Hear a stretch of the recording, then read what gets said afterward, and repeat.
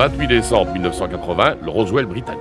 Tout a commencé dans la forêt de Rendlesham, en Angleterre, dans la nuit du 26 décembre 1980 à 3 h du matin. 3 soldats américains avancent prudemment dans l'obscurité, lampe torche en main, armes prises. Ils ont quitté leur base aérienne après avoir aperçu quelque chose de bizarre dans la forêt. Ils ont vu des lumières étranges descendre vers les arbres. Les militaires ont d'abord pensé qu'il s'agissait d'un avion abattu. Mais en pénétrant dans la forêt, ils découvrent un objet lumineux d'apparence métallique avec des lumières colorées. Il semble flotter à quelques centimètres au-dessus du sol, émettant une lumière rouge et bleue qui pulse doucement, comme s'il respirait. Alors qu'il tente de s'approcher de l'objet, il semble se déplacer à travers les arbres. Et d'un coup, il accélère. Quelques secondes après, il a disparu. Les militaires peuvent entendre les cris des animaux d'une ferme voisine qui sont pris de frénésie. Les soldats restent figés. Un mélange de fascination et de panique.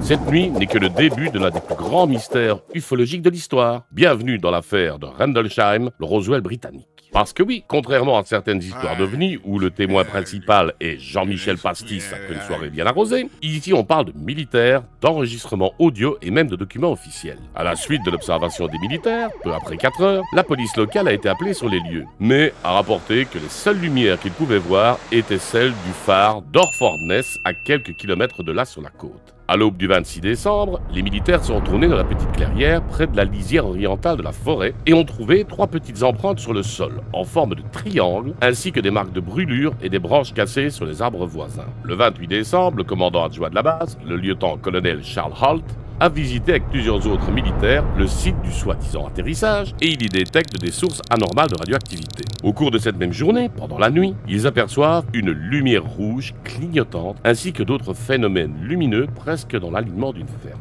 Comme les témoins l'avaient vu la première nuit. Le phare d'Orfordness est visible, mais plus à l'est dans la même ligne de mire. Le colonel Halt précise qu'il a vu 3 lumières ressemblant à des étoiles qui ont plané pendant 2 ou 3 heures en émettant un flot de lumière de temps en temps. Halt écrit alors un mémo à destination du ministère de la Défense où il y décrit toutes ses observations. Ce mémo a été rendu public en vertu de la loi américaine sur la liberté de l'information de 1983. Je vous mets sa traduction intégrale dans l'onglet communauté de la chaîne si vous désirez le lire. Mais Halt ne s'est pas contenté d'écrire un rapport. Il a également enregistré en direct sur magnétophone tout ce qu'ils ont vu, y compris les mesures de radiation, l'observation de la lumière clignotante entre les arbres et les objets ressemblant à des étoiles qui planaient et scintillaient. Je vous mets également le lien pour écouter le contenu de cette bande dans la description de la vidéo. Attention, elle est bien évidemment en anglais. Ok.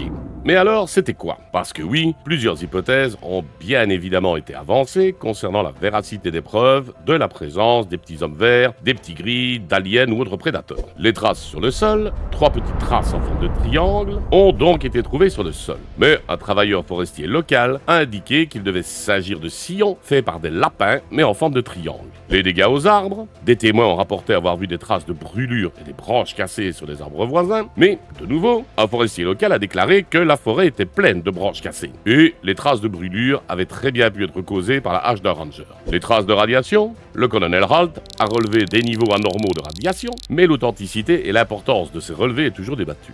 Les policiers appelés sur les lieux la nuit de l'observation initiale et à nouveau le lendemain matin n'ont rien trouvé d'inhabituel. Une autre théorie proposée est que l'incident était un canular. La BBC a rapporté qu'un ancien policier de sécurité américain a revendiqué la responsabilité de la création des lumières étranges dans la forêt en conduisant dans un véhicule de police dont il avait modifié les lumières. Cependant, il n'y a aucune preuve que cette farce ait eu lieu les nuits en question. D'autres explications de l'incident ont inclus un satellite espion soviétique abattu, mais aucune preuve n'a été produite à l'appui. L'explication la plus largement acceptée est que les observations étaient dues à une combinaison de plusieurs facteurs principaux. L'observation initiale, à 3 heures le 26 décembre, lorsque les militaires ont vu quelque chose apparemment descendre de la forêt, a coïncidé avec l'apparition d'une boule de feu brillante, météorite quoi, au-dessus du sud de l'Angleterre, et de telles boules de feu sont une source courante de rapports de fouilles. Les points d'atterrissage supposés ont été identifiés par la police et les forestiers comme étant des fouilles de lapin. La lumière clignotante, vue de la forêt, se trouvait dans la même direction que le phare d'Orfordness, qui est un des phares les plus brillants d'Angleterre.